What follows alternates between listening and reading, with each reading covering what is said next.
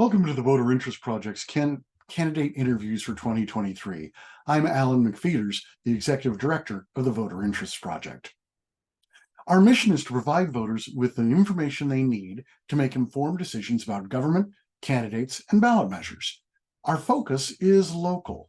We cover Island County, its cities and towns, and various special districts, as well as the representatives from the 10th Legislative District. The 2023 elections are local and nonpartisan. We are covering 44 elective offices on this year's ballot, including mayors, city councilors, school board directors, and commissioners for hospital, port, fire, parks, and cemetery districts. 67 candidates filed for these offices during filing week in May, and we have invited all of them to do interviews for you. We also have extensive coverage of these elections and the actions of these government agencies on our website, voterinterests.com. The following interview is with Betsy Foster, a candidate for Director Position 4 in the Stanwood-Camano School District. We provided a list of potential questions to the candidate in advance of the interview.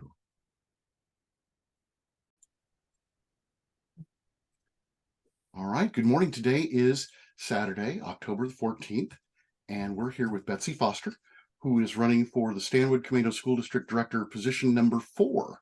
Betsy, welcome to the Voter Interest Project. Thank you. Thank you for having me. It's my pleasure. Where are you today? Are you at home or in an office or? My home office. Home office. That is the most common answer. But we have people who, we did an interview with somebody and they were out at Would-Be Coffee and people who have been from their work offices. So I always like to ask. I admire all the books back behind you. Those are nice. All right, let's set the stage for our viewers with a little rapid fire question about who you are. So Betsy Foster, are you married or single? Married. Married. Do you have children? No children. No children. Been married 40 years though. 40 years. That's outstanding. A long time. It is a long time. My wife and I just celebrated our 25th anniversary, and I thought that was a long time. Congratulations. So, thank you. Now, are you from Stanwood originally? Did you move there? How'd you get to the area? So we traveled around the country, then we ended up at Linden, bought 10 acres for $10,000 years ago. And then that didn't work out with my parents. So my mom bought a house on Lake Ketchum. Okay. And I grew up there. I got here in 8th grade. I went to Stanwood Middle School, and then I proceeded to the high school and got a great education. So I've been here about 50 years, a long time. That's close enough to being a native. At the risk of aging myself, yes. Very good. Now, did you go to college? I went to, thank you for asking, Skagit Valley College after high school, and I actually I got involved in the politics and ran for senator, got elected in 1980 and 1981. I ran for the presidency of the student body as the first woman president. And got elected since its inception, which is in 1926. Wow. And sat on, so that was 81. I sat on the college board of trustees and, worked with students and had some focuses. And it was some of the best years of my life, to be honest. Very good. Very good. And then I went to Western and got a degree in psychology. Very good. So I'm guessing college, not the armed forces route then. My dad wanted that, but maybe I should have, but didn't. Yeah, well, that's all right. It's, I asked that question of everybody, but it's really probably most pertinent for candidates here in Oak Harbor, with the Navy base. Oh, yeah. I get some I interview people down on the south end of the island. Why are you asking me that? But that's okay. That's fine. My husband did serve, so, Oh, very good. He did his part, yeah. What branch? The Navy. Navy. And he was actually stationed in San Diego, so as a sonar tech. Very good. So he didn't go, out of country. That's a great place to be stationed, I guess. I know. He got lucky. So now you said you have a bachelor's degree in psychology. Yes, sir. So now did you become a psychologist, or did you practice, or how's that going? At the time, back in the 80s, I wanted a BA degree. I wanted a 4-year degree to get a better job, and I think it helped eliminate some of the competition. I got a great job as a result, and I've been a professional salesperson for 40 years, plus or minus. So I always knew I'd be selling something that I believed in. Very good. Very good. What kinds of Mm. things have you sold? So ADT, commercial systems, I Okay. big multi-million dollar Edmonds Community College and Wizard of the Coast and huge commercial alarm systems, and love that for 12 years. Then I went to Verizon because we moved this way and ADT was moving south, and I worked for Verizon for 5 years selling Yellow Page ads, and a little company out of Mount Vernon, maybe you recall McGregor Publishing. And Mhm. I went to work for them and helped them sell 500,000 in Everett and get their book going, and it was a dream job.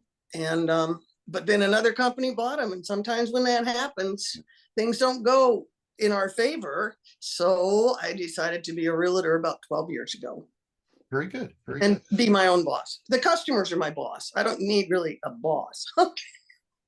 Yes, I understand how that goes too. Very good. Now, outside of your professional life, are you involved in any community organizations or political activities or anything like that? I wouldn't say political activities. I've started some self-help groups in Stanwood, 12-step programs, and I contributed food to we did a food drive, several of those for the food bank, as well as the coat drive, which was very fun and satisfying. And I like to work at the food bank when I have an opportunity. Oh, very good. Okay, good. All right. So now, what made you decide that you wanted to run for the school board? Well, that's a good question. I honestly think it's time for me to give back. Having gone to middle school and high school, I got a great education. I mean, bar none, really. I prepared me for college. I was literate. I could read and write, the basics. So Yeah. it's time for me to give some of that back, I think. And I really love the children. I'm having a great time with the high school kids. Oh, very good. Surprisingly, I know. So I think are you doing something with those kids now? Are you working in the schools or something? Or I haven't. No, I haven't done that. But I'm getting more familiar with it. I've just been pretty full-time job, and kind of working 10, 12-hour days and traveling a lot. So not really, but now I have the time and I have the energy, and I'd like to spend it doing something constructive, outstanding. Very good. helping. Sure. So now, when as a school director, you have a variety of things that you'll be involved with. One of the biggest ones that'll take up most of your summer, late spring into summer, is the budget. And the Stanwood-Camano School District's budget this past year was $112 million. Do you have any experience with budgeting for government agencies or anything like that? My husband and I have owned several companies that were multi-million-dollar companies, and we had to stay within a budget as well as try to make a profit. So I'm quite familiar with that, but not so much with the elements of the school. So I have a lot to learn, and I'm wide. I love learning, so I think I'll be doing a lot of that, and just listen to everybody. I don't. I just like to learn. Very good. Very So good. yeah, and I can give back when I learn things. Outstanding. Now, there are other pieces of being a school director, of course. There's policy and there's curriculum and that. Is there one of those areas that is particularly appealing to you that you'd like to be involved in? I think primarily I have three other positions, but my top probably are the curriculum and the education that they're getting, as well as the security and safety of the students and the faculty, having been in that business, Sure. security. Right. So I'm not paranoid, but I just like to be prepared Sure. Sure. Yeah, for, well, certainly a lot of things going on. I have to admit, living over here in Oak Harbor, I don't follow the news in Stanwood-Camano as closely as I might like. Have there been any incidents at the school district, or you're mainly looking at it as preventive? preventive. I've not seen or heard of any. I know Marysville did, and it's just too traumatic. I think there's some solutions, and as I go along, I'll learn and help participate in that decision-making process. Very good. Very good. So this might strike you as kind of an odd question, and maybe it is. You're running for office now, 2023. Let's say that you get elected. In 2027, you'll be on the ballot again. If you are making the case in 2027 that you should be reelected, what do you want to be able to point back to and say, here's what we accomplished, here's how we made things better, this is why you should return me to office? What do you want to accomplish while you're there? That is a good question. I would like them to be more secure and feel confident everyone's safe going there. I would like to work within the budget. I think $112 million is a lot of money. I'd like to know where it's allocated and maybe redistribute it. I think the people are paying a lot in taxes, and I want to be sure they're getting what they're paying for. So, and I want good, I want the kids to get, you're not doing so great educationally in terms of state standards. So that's another story. That's a different question. But it raises two separate questions. So let's take them one at a time. Taxes. So in February 2022, the district put a bond measure on the ballot, and it was not passed. And then they turned around very quickly in April 2022 and put exactly the same package on the ballot again, and it lost again. Why do you think those measures lost? Do you have a sense of why people rejected them? I have a pretty good idea. I don't think our economy is on fire, number one, but number two, I think their satisfaction rate with what is happening with the education system is less than stellar. So they won't want to keep throwing money without getting some results. That's my impression when I talk to people and what they're concerned with. Sure. You keep spending money and it doesn't necessarily solve problems. In my mind. So I guess I was looking at your voters statement or voters pamphlet statement, and you mentioned performance there, and it's not great, but it's not great. It's not great for Stanwood-Camano. It's not great for any of the 4 districts that we cover at the project, Oak Harbor and Coopville and South Whidbey, and it's not great statewide. So what is your sense of what the problem is? Is it a curriculum problem? Is there something else going on? Why is it that, only 4 out of 10 kids can do math at grade level and only half read at grade level? What do you think the problem is there? Math is really worse. I don't know what the curriculum is. I'd like a syllabus saying, what are we learning at 8, 9, 10, poor curriculum deals. And I also think maybe the kids get bored. At some point they ought to be out doing apprenticeships on jobs they might enjoy and get credit, as well as that running start. It's fabulous.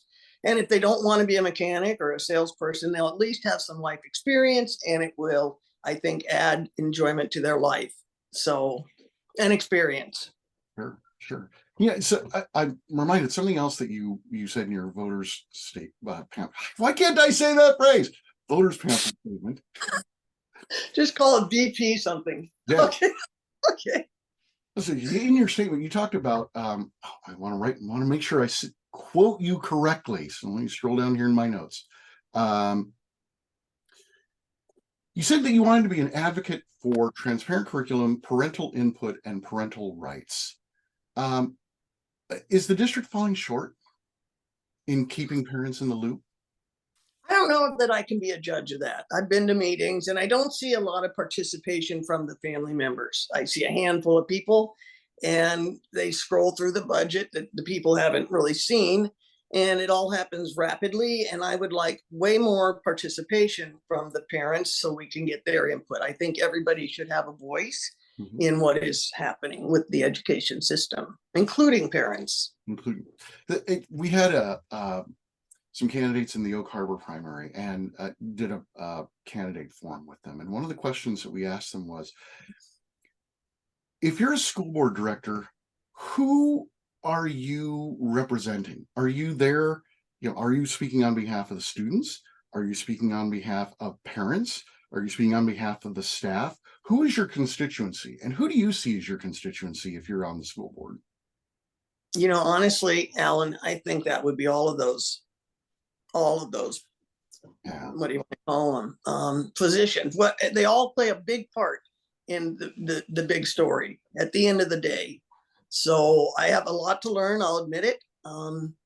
So as I learn, I'll listen to anybody. I love everybody. So if they have an opinion, I'm happy to engage with them. Sure, sure. I had I know, so this is the first time you've been running for office. I went through that, gosh, it's almost 10 Since years. 1981. Well, since 1981, yes.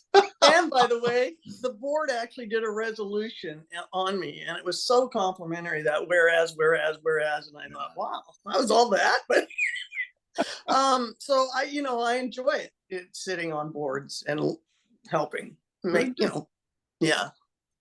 But I remember I ran for a state House of Representatives seat, and I learned so much about state government by being a candidate and taking part in forums. What is the have you learned something about the way the district works that really surprised you? What is the most interesting thing you've picked up as you've been running for office this year? That's a good question too. I think the budgetary focus is very important. It's all news to me. I just kind of been going along doing my job, and so the whole picture is huge. It's a huge mechanism, and I know some things. I'm not omnipotent, but I do know I can listen and learn, and if we can make corrections together, I'll get along. I'm not, uh, I'm open to any suggestions. What was the question again? What is there something that surprised you that you found out about the district since you've been running? Well, I guess it surprises me teachers are only making 49% of the budget, a little bit. How it's allocated, as well as I love the kids. They're just shockingly friendly, and I engaged with 4 of them outside of the YMCA where I go. And I was speaking to 4 of them, talking about their education. And one actually came over and embraced me. So it was a touching moment. I'll bet. She's probably 8th grade. Might be reminded me of me. I don't know. But I have a connection with them. Sure. Yeah. And it makes me feel young. Did they tell you how things are going in the schools? What's working for them? Maybe what's not working for them? I got some input. This is a small minority of, the population, but overall, I think they're happy. They look healthy. They're exercising. They're intelligent. They can carry on, a conversation. So I think that's really good, and they're enthusiastic. So I think that's most important in life. You want to be enthusiastic about your future. Yes, I think. Okay. No, but we see things all the time. Oak Harbor did a survey of their students, and their students are very concerned about their future with all the things they're hearing about climate change and pandemic and all of those things. So I'm glad to hear things are going well over in your neck of the woods. Emotionally, they seem content, So I mean, that's good. That's a good start. Yes, it is. One other thing that I wanted to ask you about, I'm going to ask your opponent about this too. I think all those Stanwood-Camano candidates who talked about the board sits back and creates goals every year. They usually have a lengthy goal setting session, both for themselves and for the superintendent. And their current goals include implementation on inclusive practices and commitments to equity. Now, I'm not always clear exactly what they mean by those things. What is your thought on that? Well, honestly, I think that we're all equal. We're all created equal. It was in the Constitution. And so it seems redundant to me. And as far as inclusion, I think we should all be included. We all have a voice, like I said. Yeah. And we have opinions and backgrounds that help us with that. And so I think, and honestly, we are the most diverse country in the world. So not sure, I'm crazy about it. Okay. Back to the core curriculum, math, science, history, English, that sort of thing. Yeah. What I learned, what most of us have learned to prepare us for getting on with life, Right. So I have a sense, I'd be interested in hearing what you think, that for a long time, schools have been focused on, we got to get kids into college. We got to get kids into college. We got to get kids into college.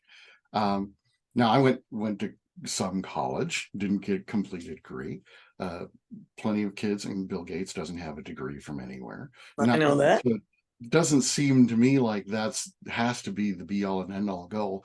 I'm hearing more and more candidates talk about putting more focus on career and technical information education. Exactly. They may want to go. It's not for everybody, that's for sure. It's time consuming, it can be costly. So if they want to go to a trade school, they still have to be able to do math and read and write.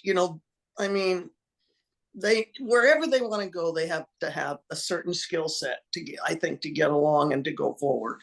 Yeah. So for an example, there's a restaurant in Stanwood.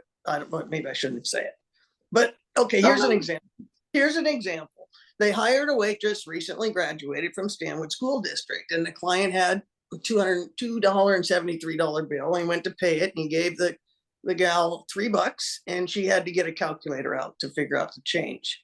Wow. That's less than perfect. I mean, seriously. Well, yeah, that ties back to that. But the interesting thing to me about that is, because as I prep for these interviews, I look at those numbers, and we talked earlier about 39.7% of students in Washington schools overall can perform math at the grade level expectation, and yet I don't remember what the numbers are for Stanwood-Camano. I think statewide they graduate 82 or 86% of the students on time. How do we graduate kids from high school who can't perform at grade level? And do you think that we should keep doing that? I think it needs to start, in grade school, kindergarten, first grade. That's where it all begins. That's where the brain is most open to suggestions and learning, and they're like sponges, and they shouldn't be waiting until 10, 11, 12th grade to be learning the basics that are going to make them employable. Yeah. I assume they're going to want to have a skill set to get a job of some sort and be contributing members of society, I'm hoping. Without skills, it seems like we'll just bring out people that are angry and frustrated because they don't have a skill set. Yeah. Some of them don't even, I go to Alderwood Mall, and a lot of the kids won't even make eye contact anymore. And to me, that seems unusual. Yeah. To me. Why do you think it is? I think they're all attached to their phone. Yeah. And I don't know. I learned social skills. I wanted to drop out in 10th grade, and there was a candy store at Cedar Home, and I'd go over there and tell Dick, I'm going to quit. I'm quitting. And he would say, you're not going to quit. You are, if nothing else, learning social skills. So, he was an integral part of my going forward and finishing. Sure. Because I was bored. Some of us learn at different levels, all of us, and we need to address whatever, level you're at. We're going to have to bring you up. So, you can get along in society and have a nice, fulfilling life, I think. Sure. That's just, my opinion. No, that sounds about right.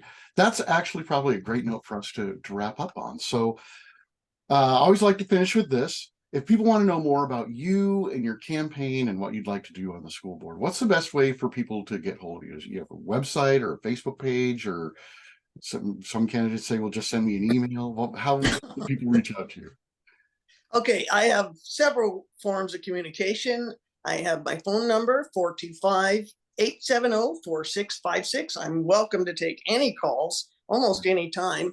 And also I have a website, Betsy Foster for Schools.com, and I'm on Facebook with the same address. And but I think I'm going to interrupt you there. Sometimes candidates use the number 4, and sometimes they spell out the word 4. So is it Betsy Foster, the number FOR? Good question. FOR. And get those addresses right. Yeah. We were talking. Oh, and my email, surprisingly, is hurricanebetsy@msn.com. Okay, very good. We will just like it's HURRICANEBETSY@MSN. Very good. So feel free to read. We'll put all of these contact methods in when we put this on YouTube. It'll be in the description, and we put it on our website. We'll have it right underneath the video so that everybody can get a hold of you if they want to. So great. Betsy, thank you so much. I really appreciate your taking the time here kind of early on a Saturday morning to talk to us and to the voters of Stanwood-Camano. Thanks. Thank you, Alan, for taking the time. My wife say, vote for Betsy. Very good. And I did You get know, endorsed. Go ahead. I was just going to say, I think we were talking before, I've done maybe 20, 22 of these interviews. I think you're the first person who's actually said, vote for me during the course of the interview, which is so important. I think. The chairman of the Island County Republican Party, so I know a little bit about Thank you. who should run for office. You got to ask for the vote. So, You got to ask for the sale. That's right. That's right. If you don't ask, they can't say yes. Exactly right. All right. Thank you, Betsy. We'll talk again soon. Thank you, Alan. Have a great day. Thanks, you too. Bye-bye. Bye-bye. Thank you for watching our interview with Betsy Foster, who's running for school director position 4 at the Stanwood-Camano School District. We invite you to subscribe to our newsletter, available in 4 local editions: Camano Island, North Whidbey, Central Whidbey, and South Whidbey. The newsletter arrives in your mailbox every Monday morning with news and events from your part of Island County. Subscribe to our newsletter at voterinterests.com/subscribe. And look for more of these candidate interviews as the election season continues. Thank you, and have a good day.